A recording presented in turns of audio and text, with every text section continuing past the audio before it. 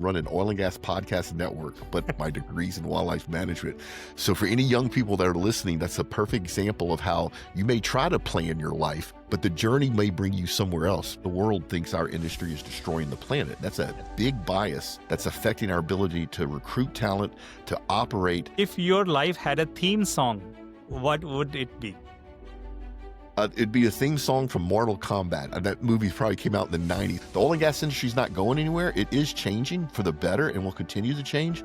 But even our future is intrinsically tied to hydrocarbons.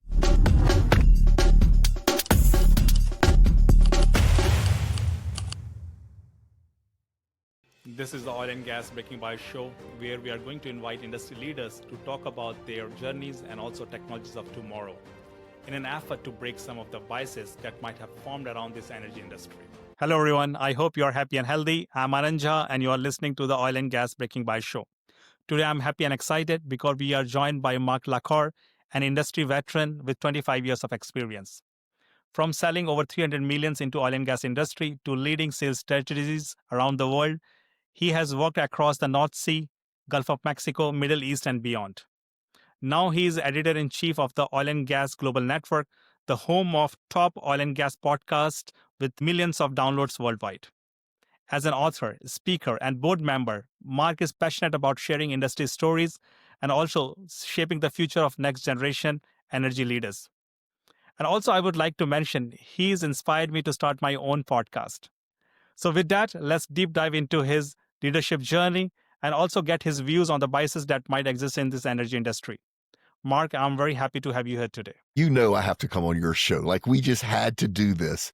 We have such a history together, and I'm just very appreciative that you invite me on your show. It is weird to be on the other side of the microphone, though. I will tell you that much. I know you are more used to interview people, and now you will get interviewed. So as I mentioned, Mark has a long history of working with oil and gas industry. He hosts multiple podcasts. So he has tons of knowledge that he gathered talking to different people and the leadership of oil and gas industry. So I don't want to waste any other minute. Mark, this stage is yours. Please walk us through your leadership journey, the journey of your podcast, the journey, how you have started in oil and gas and where you are today. And also talk about some of the biases that might exist in the industry or you have faced during your journey. Man, my journey. So graduate high school in the early 80s. I'm from a little town called Zachary, Louisiana. Entered the Marine Corps. So I was in the Marine Corps for 4 years. And I know that I was not cold and wet the entire time I was there, but my memories of the Marine Corps was I was always cold and wet and being shot at. I was a radio operator. And so after my 4 years, I decided that was not a career for me. I went to university in Lafayette, Louisiana, and I have a degree in wildlife management. So think about that for a second. I run an oil and gas podcast network, but my degree's in wildlife management. So for any young people that are listening, that's a perfect example of how you may try to plan your life, but the journey may bring you somewhere else.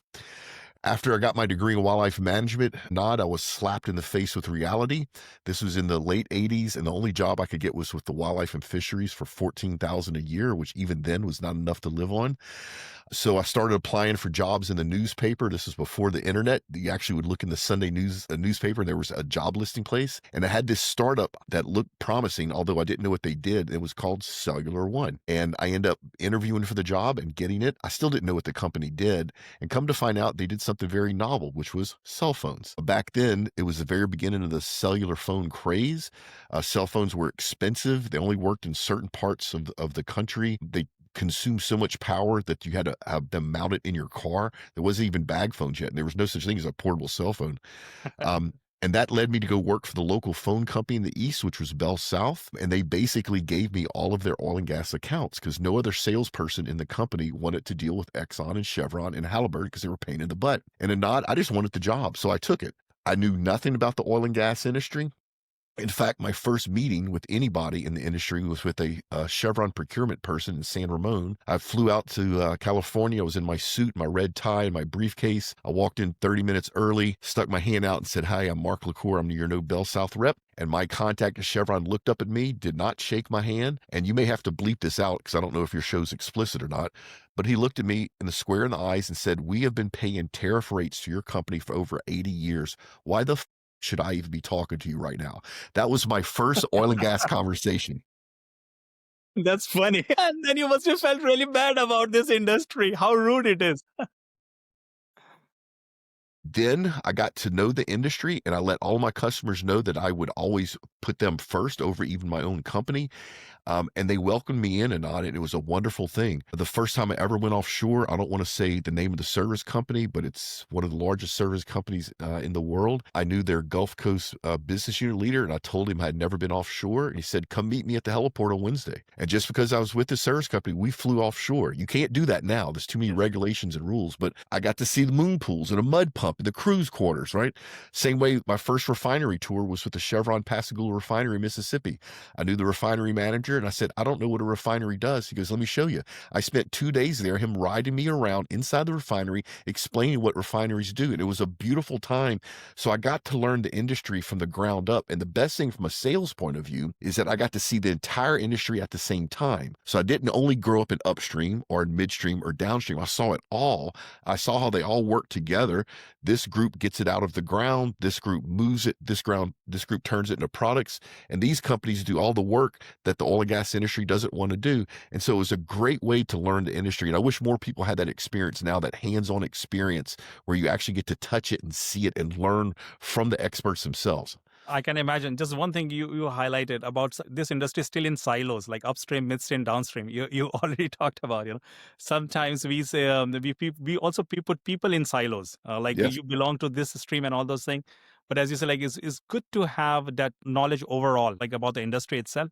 And also, we will talk more about this transferability of skills. But please continue, Mark. Like I just want to highlight like how this industry is segmented into different streams. Yeah, and you're right. It's still a problem. We are going to get to that later. One of the major things that happened to me at that part of my career was Hurricane Katrina. Your audience may not know this, but you can't operate a refinery or a pipeline without connectivity. The local phone companies provide that connectivity, at least back then. And when Katrina happened, all of our competitors, the AT&Ts and the Sprints and the MCIs, were dead because their infrastructure was built cheaply on telephone poles in the air, and the hurricane ripped all that stuff out. Because Bell South had operated for 100 years in Hurricane Alley, all of our infrastructure was in the ground in conduits, so we were still up and running. So we were the only communications connectivity partner that still was working. And Anand, you're going to love this story. So my quota that year was $7 million. Because I was the only company that could still get connectivity, I did $59 million in revenue that year.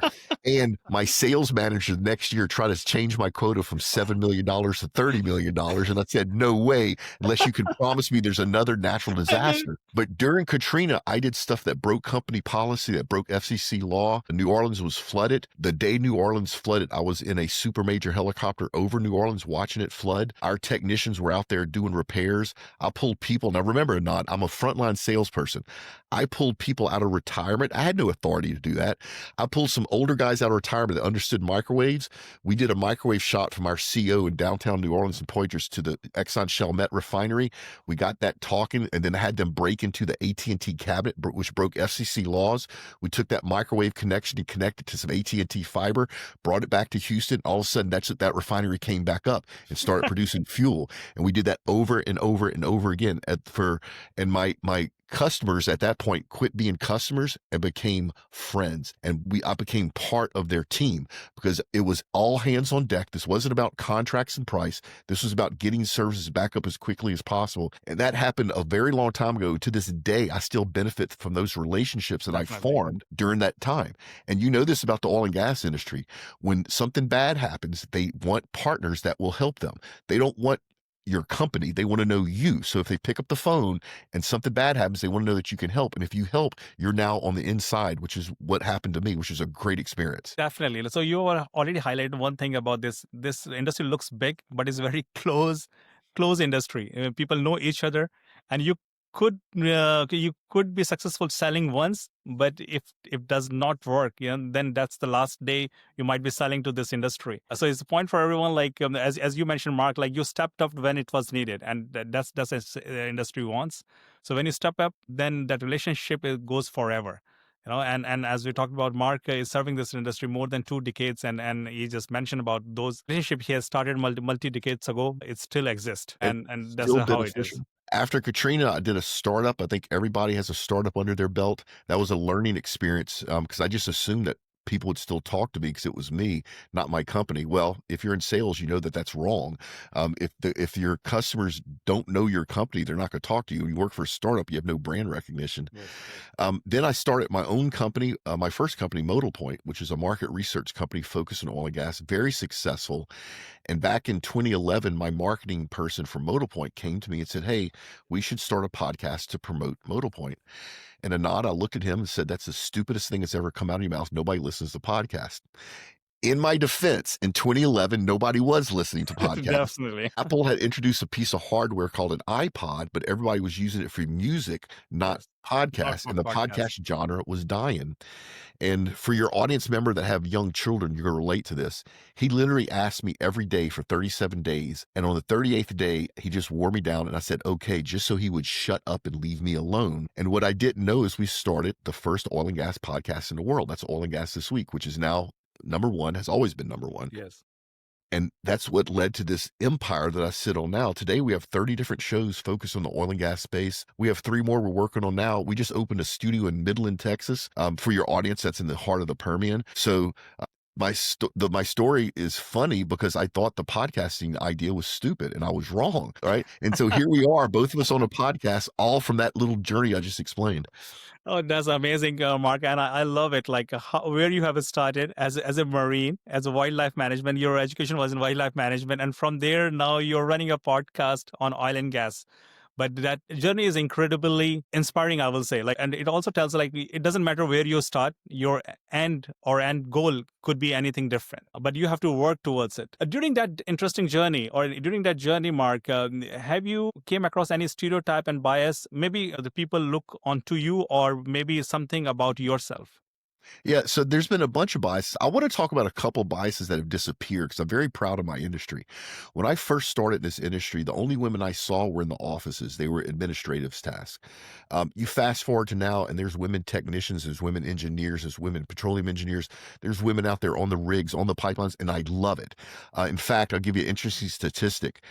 Of the new hires that Schlumberger made last year in North America, 52% were female. So they hired more females than males. I love that. So I've seen that bias disappear out of our industry. That's And a my great thoughts like change, that. actually. Yeah. Yes. We're continuing to work on that. But we have some internal biases that have always struck me as kind of interesting. So if you get your start in a certain part of the industry, if you get your start in upstream, you think upstream oil and gas is the whole oil and gas industry. And if you need to look for another job, you never think about going to look in the pipeline part of our industry or the downstream, even though, like, if you're a project manager or accountant, your skill set would transfer just right over. And if you're working for a super major like BP or Exxon or Chevron, you probably could stay in your own company and just move to a different business unit in your own company. But they never think of that. And it's always bugged me. Right now there's a bunch of layoffs. We're recording this in September of 2025. And a lot of these people are being laid off. Their job skills transfer to other parts of the industry or different industries. Yes. But sometimes, Nod, they're scared to look, or they don't even think of it. So that's one of the internal biases I want to see go away. The other one that bothers me a lot that's starting to change is a lot of the world thinks our industry is destroying the planet. That's a Yes. big bias that's Yes. affecting our ability to recruit talent, to operate. And it's a lot of negative public perception, some of which, let's be honest here, some of which is justified and some of it is not. And I think as an industry, we need to own that. In the last 50 years, anytime somebody says something negative about our industry, whether it's accidental on purpose, we don't ever correct them. And I'm not talking about politics. I'm not talking about opinions. I'm talking about basic facts, such as 60% of the world is fed with fertilizer made from natural gas. Most people don't know that. That's an important fact that the world should know. But as an industry, we don't put that out there. So I challenge our own industry. If you're listening to this, get the facts out there. Explain what's going on. Quit letting other people's biases affect our business. We're the most important industry to mankind. And yes, we've had mistakes and we'll probably have mistakes in the future. And yes, we have emissions, but you know what? We can fix that. And we do. I'd put this industry against any other industry on the planet to do large, major capital expenditure projects that are global. Nobody does it as well as we do. No. And actually, ABB is another perfect example. I mean, literally, the stuff that ABB does in the world is stuff that's life-changing, and yet people don't know it. So I challenge our own industry. Let's get rid of this bias that we're somehow negative for the planet, and let's show the positive things that we do. And that's the purpose of this podcast and the podcast you host, to bring that positivity and the knowledge about, to spreading that knowledge about the industry. One thing I have realized, like there was one project in Canada on oil and gas, and I saw when it was going into approvals and all those things, then you see companies getting active.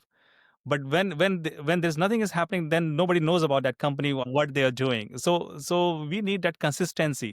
Don't just wake up when there is something. But I think is a consistent effort you have to make to spread the positivity about industry. Otherwise, as you mentioned, especially new generation doesn't know how this industry is supporting almost everything, from whatever we do on our day-to-day life to our clothes, like our cars. Everything runs on oil and gas industry.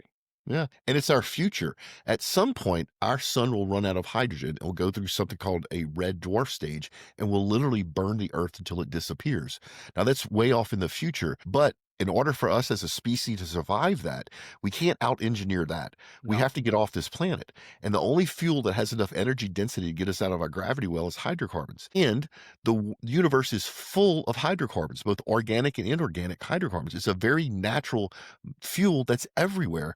And we're going to have to take advantage of that in the future if we want to survive as a species. So the oil and gas industry is not going anywhere. It is changing for the better and will continue to change. But even our future is intrinsically tied to hydrocarbons. I can fully understand and fully support what you just said, Mark. Just continuing our discussion about the industry itself. As you said, this industry is not going anywhere. It's just transforming itself. Like, it's bringing new opportunity and challenges. But you, working very closely with oil and gas leadership around the world, if you have to quantify those opportunity challenges, like what would be those? And if somebody wants to make it big in this industry, what would be some of the recommendations?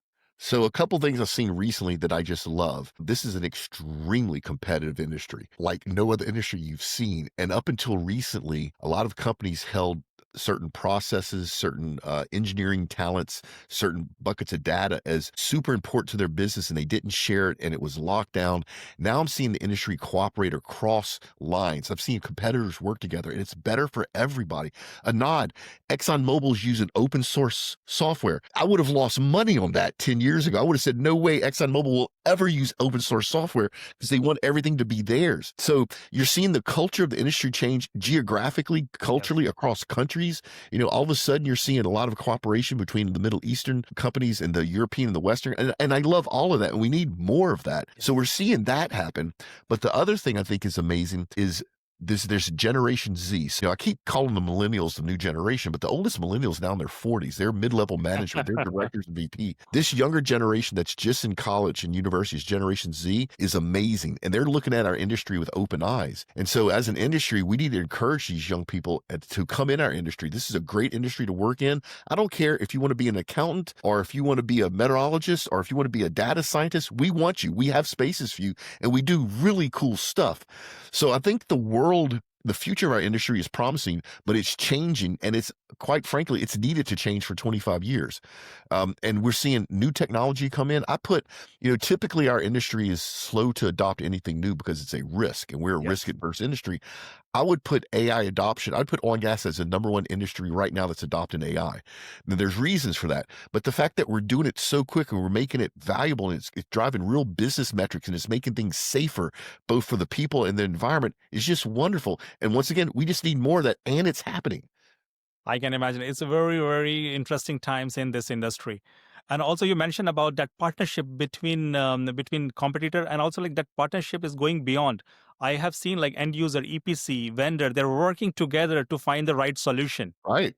And also, they're not hesitate to open that solution for somebody else. Yeah. So I think that's very exciting times these days. Like it used to be more closed door kind of culture. Like nobody should know my secret. But I think industry is more open than what it used to be.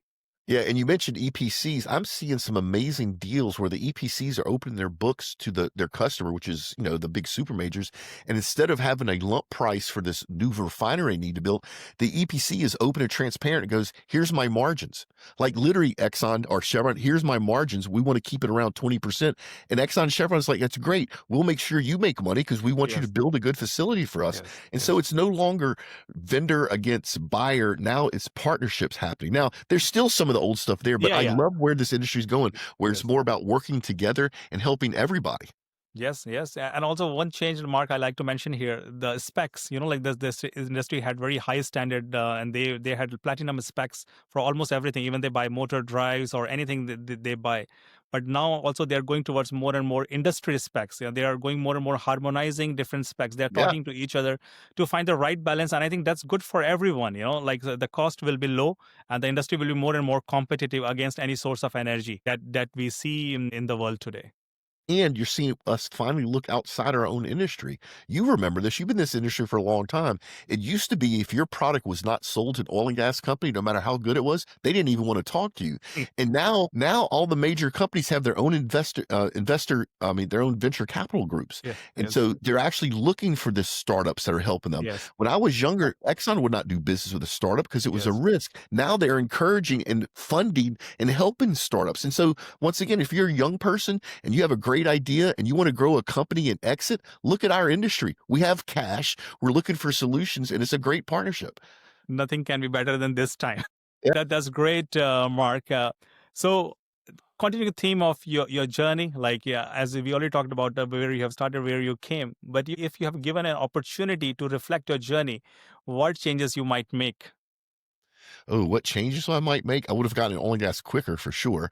Uh, that's one thing. The other thing is I didn't recognize the power of working for a good company. So when I worked for the phone company, it had 100 years worth of name recognition. It had 100 years worth of internal processes and training.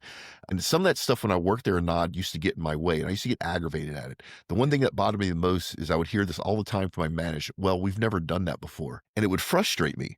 But now that I'm older and I look behind me, it's like it was so great to have a company that you had that type of support. A lot of stuff has disappeared, even in big companies, because it's cost prohibitive now. I remember my sales manager coming out with a printout and he hollered across the room, LaCour, which is me, you're not spending enough money on your customers. He literally was looking at my expense report and he had a minimum threshold. He wanted me to spend $1,000 a month on my customers building relationships. You don't see that anymore in sales organizations. You No. don't see sales leaders fussing at the frontline salespeople for not spending enough money on their customers because the world has changed. I wish I could go back and take advantage of more of that Yes, because that was a certain time in history where it was a beautiful thing. definitely. But the world has changed since then, and it's changed for the better. But if I look back, I wish I would have spent more time taking advantage of working in a big company and learning even more. It would have it would have got me here quicker if I would have spent more time learning Yes. when I had the access to all those resources. Sometimes we undervalue when you have access to something. 100%. Yeah. What about your podcast journey? So do you think like you could have started early? No, no. In fact, we started really too early. So when we started, there was no broadband, so we couldn't do remote interviews like this. So if we wanted to do a remote interview, we had to fly somewhere and bring gear with us. The software to edit audio was expensive and hard to learn. Things like storage was prohibitively expensive. Microphones were expensive because there wasn't a volume in sales for podcasters because Yes, correct. nobody was podcasting. And even getting it out there was difficult, and even downloading it. There was no apps. So if you wanted to listen to a podcast, you had to understand how to download an MP3 file. And the podcaster had to understand how to create an MP3 file, right? And so we actually started kind of early. On the podcast journey, the one thing I would have done differently is I would have gotten into video sooner. We're just now getting into video because Google's putting a lot of money and resources to make YouTube the Yes, podcast right. player You're of right. choice. And I wish I would have gotten into that earlier. We're kind of behind the ball on that. The other thing is we've invested heavily in AI internally. We have our own large language model that we built, and we have an internal 100% AI driven podcast. It's not as good as people yet, but a nod, it's this close. Understood. And it's a threat to what we do. So, I wish I would have gotten to that a little bit earlier as well. But other than that, I think we've done a good job. We've grown organically. We've become an acquisition target during the pandemic. I did not sell. I'm still not willing to sell, although it's a compliment to be an acquisition target. I've taken no investor money. So we're in a good place. I have about 38 people that work for me. We have, like I said, 30 different podcasts that go out each week. We have 2 studios now. The brand recognition of OGGN is truly global. You can go to Rio de Janeiro, Abu Dhabi, Houma, Louisiana, and say OGGN in the oil and gas space, and everybody knows who we are. And we have a ton of respect that is well earned. We're very serious about our journalistic integrity. I'm very serious about my people. We have fun, we do good work, but we do the right thing. We don't do the easy thing. I never have a negative emotion with any of my people if their intent was the right thing, right? Even if they make a mistake. And after a while, it's built a culture where we do good work. And I'm very proud of that. And it's not me, it's the team. So the other thing maybe I would have tried to grow a little bit quicker. I didn't recognize the value of the podcast, quite frankly. Even after the second one, it wasn't until about the fifth podcast that we launched that I start seeing, is this a trend? Like, can you turn this into a company? And the answer obviously is yes. But that's true for anything. It takes time before you start to believe in it. And as you said, like when you started, or you started really early, as you mentioned, like in 2011. Yeah. And if you go at that time, how many people knew about podcast itself? Nobody. Nobody, and also another thing like you have mentioned here, grow with the time. Sometimes we lose patience, and then we try to do so many fancy stuff, like to make things work. Sometimes it works. I won't say like then, but most of the time it fails, because you're losing patience and you try to do some shortcuts, Right. and if you do shortcuts, the quality won't come out, and sooner or later you will fall on your face. So no, that's great. Just taking this moment now to go into our rapid fire round, Mark. Let's do it. I'll try to make this moment a little bit lighter. No, it was getting a little bit tense here. So are you ready, Mark? Yes. Okay, let's start. First thing you check in the morning: news, podcast, or LinkedIn? None of the above. The first thing I check in the morning is actually downloads. We have a dashboard for all of our podcasts. Okay, Second thing I check is actually news. news. Okay, that's good. News, oil and gas, or anything? General news. I have news feeds built up to feed me high level general news about everything that's going on in the Understood. world, just to get a quick snapshot of what Makes changed sense. since yesterday. Makes sense. Okay. No, that's good. One energy company you will never forget visiting. One energy company that what? You will never forget visiting, like you have visited in the past, the oil Oh, company. it has to be ExxonMobil by far. I think they're the best oil and gas engineering and project management company on the planet. I hate doing business with them, but they're just amazing at what they do, and I've learned so much from them over the years. Oh, that's good. Podcasting or public speaking, what excites you more? Damn, that's a good question. I hate to admit it, it has to be public speaking. When you actually get to interface with your audience live, which you don't get to do with the podcast, you get real feedback. So when I'm on a stage, and I do this quite often, and if people are on their cell phones, that means I've lost them. But you know what's miraculous? When you have 500 people in an auditorium and not a single person is on their cell phone because they're involved in your conversation that you're leading from stage. And there's something magical about that that's addictive in a good way. Oh, that's great. The best advice you have ever received in sales? Ooh, best advice would be honest about what you can and can't do. So if you have a client that has a problem that you can't help them with, don't try to sell them something that's in your portfolio. Don't do it. And Don't do it. actually be helpful and suggest somebody else, even if it's a competitor. If you have a competitor that can fix their problem better than you, do it. It's not going to help you in your short-term quota for that month or that quota. Long-term wise, it's going to help you in relationships and help you become a much better professional salesperson. And I think we talked more about in one of your podcast on sales and marketing, if you remember, like Yeah, you were on our if you, sales and marketing podcast. Yep. yes, how you build that relationship with the customer. If you try to sell something which is going to fail and if you don't believe in it, don't sell. If Right. you believe in Agreed. it, first you have to believe in it, and then try to sell it to customer. And remember, if you're a salesperson, your job is to help. It's not to sell stuff. Now, I know you're measured on a quota, and I know sales leaders are shaking their heads going, Mark, don't tell my team this. But I'm telling you, a good salesperson is a problem solver. And if you remember that, your customers eventually see you as an asset to their team and not a vendor. And that's a totally different relationship. I can imagine. One technology you think will transform oil and gas? Oh, AI. That's too easy a nod. Everybody's talking about it. Actually, Well, this year I was in CERAWeek, and every conversation had AI discussion as part of it. I'm already seeing it. And what we do as an industry, we'll pick the upstream side of the industry, is extremely complex. To drill and produce a profitable well, there's a lot of mathematics involved, a lot of science. And it used to be our engineers spent a lot of time cleaning up Excel spreadsheets to actually get clean enough data to actually answer the question they're trying to solve. Now AI does all that for them, which means they can go back to being engineers and not clean up Excel spreadsheets. And it just has sped up the process and made us so much better. And we're in the very infancy of the AI revolution in oil and gas. I can imagine. It's a long way to go. It's a long Yeah. way to If your life had a theme song, what would it be? It'd be a theme song from Mortal Kombat. That movie probably came out in the '90s, so most of your listeners probably don't even know what I'm talking about. But that would be my theme song. I've done a lot of different things in my life, and I try to always do the right thing. I haven't always been successful, but I always try to do the right thing. And over time, it's been very beneficial to me. And so I think that would be my theme song. That's great. What's the strangest or funniest things you have eaten on a work trip? All right. So I'm not going to say the name of the company. It's a big company everybody would know of. I was given a tour of a rig in Asia Pacific. And because I was from the US and I was American, the cooks on the rig were trying to be nice and cook some American food. And so they made pizza. However, instead of tomato sauce, it was a fruit puree. Instead of beef or chicken, it was goat. Now, the goat was good, let me tell you.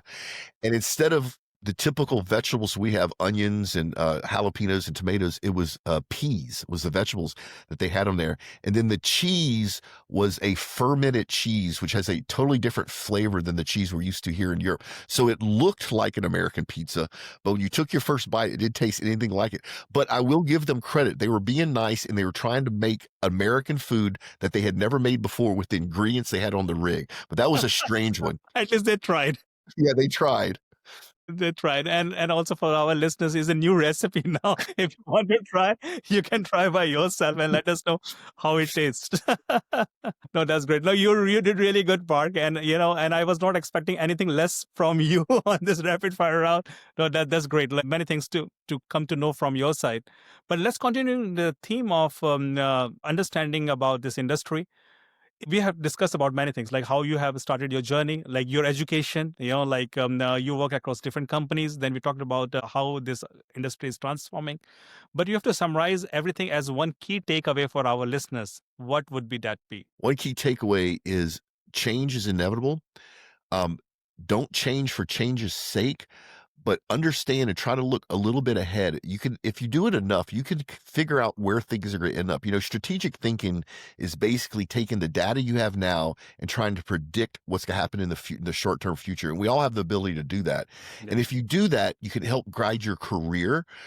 You can help guide your personal relationships. And it's even good for your own mental and physical health.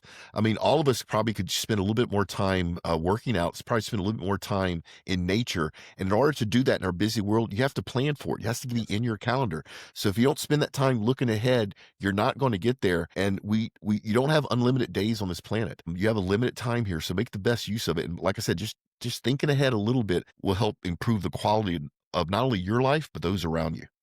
That's perfect. That's perfect, Mark. And last but not the least, we talked about multiple biases, but what one bias that exists in the industry, or how can we overcome that challenge? Let's be honest here. Sometimes having a bias disappear in our industry means that a certain segment of our workforce needs to exit. Usually that's retirement. Sometimes it just takes senior leaders that have a certain way of thinking. They just need to leave. You can't coach that out of people. I've tried it. You can't train it. Now, the other side of it is sometimes you can coach people once they see the benefits of thinking of things a different way. Human nature is that we like our routines. We don't like to change. And you got to be aware of that. But in order to remove biases, we need education. And then unfortunately, sometimes we just need a change of the guard. Oh, that's amazing. So what you are saying, like maybe new thought process that helps with that change. Of course. Yeah, Yeah. being able to see things in a different way. I'll give you a perfect example. One of our past sponsors is a company called Bulwark. They make FR, so protective clothing. They recently won a large bid from one of the super majors, not because they were cheaper, but because they had more FR clothing that were cut for women. In order for FR clothing or flame resistant clothing to work, it has to fit your body. If it doesn't Yes. fit your body and you have a flash flower, you'll get burned. And It's a obviously, safety hazard. Yes. Like if women's it's bodies are shaped differently than men's yes, bodies. yes. So there's a perfect example of how a change in bias is actually positive for the industry, and companies will respond to that by making, in this case, specific FR for women, where it used to be we stuck women in men's FRs, and it was Yeah. very dangerous to them. And so there's a simple thing that doesn't, on the surface, doesn't look big, but it tells a huge story of how many more women are in the field that need FRs, that this company's now winning global bids because they Yes. have a bigger selection of FR clothing for women. That tells a whole beautiful story in itself. That's a beautiful story, like where the industry was, like I will Yeah. say 5, 6 decades ago, and now where we are heading towards. It's more inclusive industry. It's very diverse.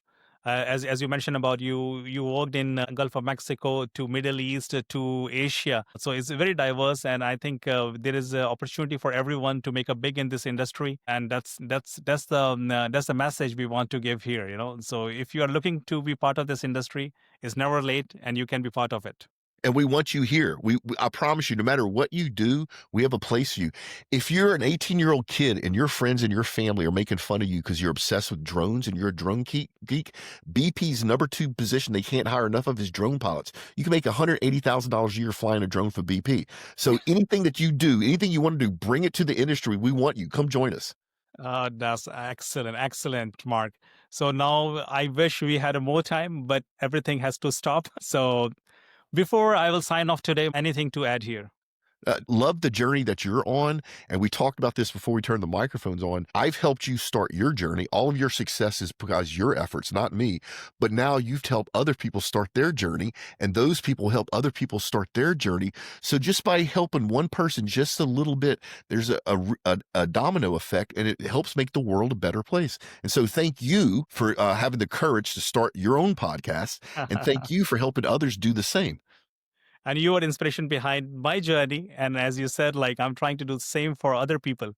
So we will that journey will continue, and more people will be part of this industry, and we will keep working to spread positivity about this industry. So Love it. with that, I will sign off today. Keep listening. Oil and Gas Breaking By Show. Thank you.